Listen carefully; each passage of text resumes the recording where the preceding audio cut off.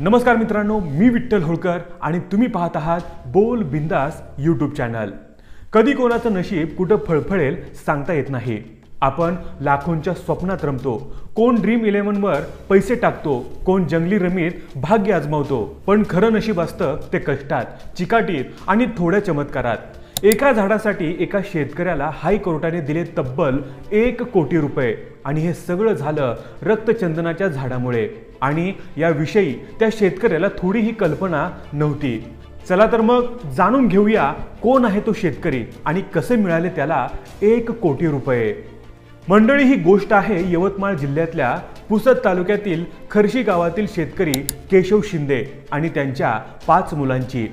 या कुटुंबाच्या जमिनीतून वर्धा यवतमाळ पुसद नांदेड रेल्वे प्रकल्पासाठी रेल्वे मार्ग जात होता। त्यामुळे मध्य रेल्वेने त्यांची 2.29 हेक्टर जमीन संपादित केली आणि काही प्रमाणात मोबदला दिला। पण या जमिनीत एक 100 वर्षांहूनही अधिक जुनं रक्तचंदनाचं झाड होतं। सरकारने फळबागा, विहिरीसाठी तर मोबदला दिला तब्बल 1,33 लाख, पण रक्तचंदनाचं झाड त्याचं मूल्यांकनच झालं नाही। कारण दिलं, उभ्या झाडाचं मूल्यांकन करता येत नाही। शिंदे कुटुंबाने अनेक वर्ष पत्रव्यवहार करूनही न्याय मिळाला नाही। अखेर 2024 साली त्यांनी नागपूर खंडपीठात हायकोर्टात याचिका दाखल केली। केशव शिंदे यांचा मुलगा पंजाब शिंदे हे या याचिकेचे मुख्य याचिकाकर्ता होते। त्यांनी दिलेल्या माहितीनुसार त्यांनी 2014 पासून जिल्हाधिकारी, वन विभाग, रेल्वे व सिंचन विभागाशी सातत्याने पत्रव्यवहार केला। त्यांनी याचिकेत फक्त रक्तचंदन नव्हे तर त्यांच्या शेतातील इतर झाडं, पाईपलाईन, विहिरी यांचाही मोबदला मागितला।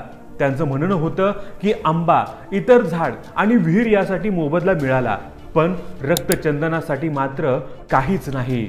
हायकोर्टात त्यांनी विशेष बाब म्हणून या झाडाचं महत्त्व मांडलं। वन विभागाचं म्हणणं होतं की उभं झाड असल्याने त्याचं मूल्यांकन आधी व्हायला हवं। मात्र कोर्टाने यावर युक्तिवाद ऐकून 9 एप्रिल 2025 रोजी मध्य रेल्वेला 1 कोटी रुपये कोर्टात जमा करण्याचे आदेश दिले। सध्या हे झाड अजूनही शिंदे यांच्या जमिनीत उभं आहे। झाडाचं मूल्यांकन व्हायचं आहे आणि ते झाल्यावर अंतिम मोबदला ठरणार आहे।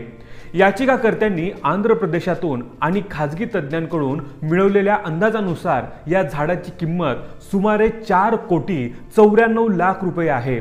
त्यामुळे शिंदे कुटुंबाला भविष्यात आणखी कोटींचा मोबदला मिळण्याची शक्यता आहे।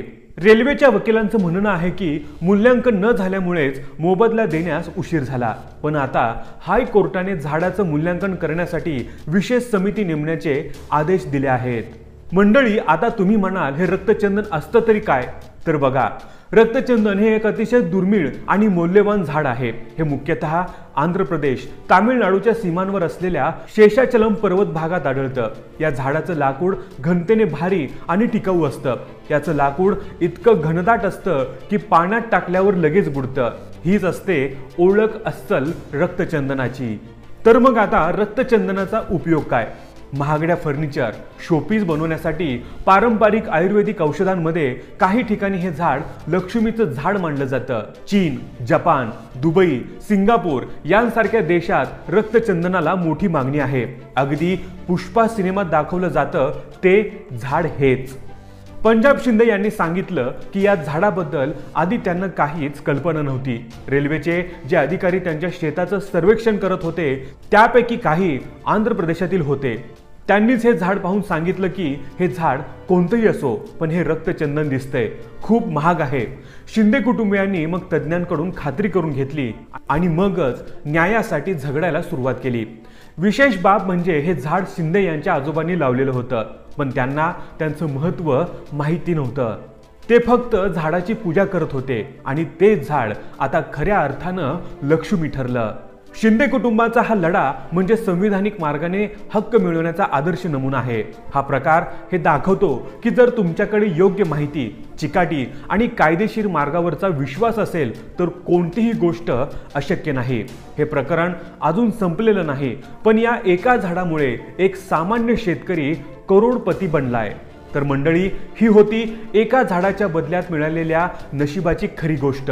तुमचं यावर काय मत आहे रक्तचंदनाची अशी किंमत असावी का आणि शिंदे कुटुंबाला अजून किती मोबदला मिळायला हवा?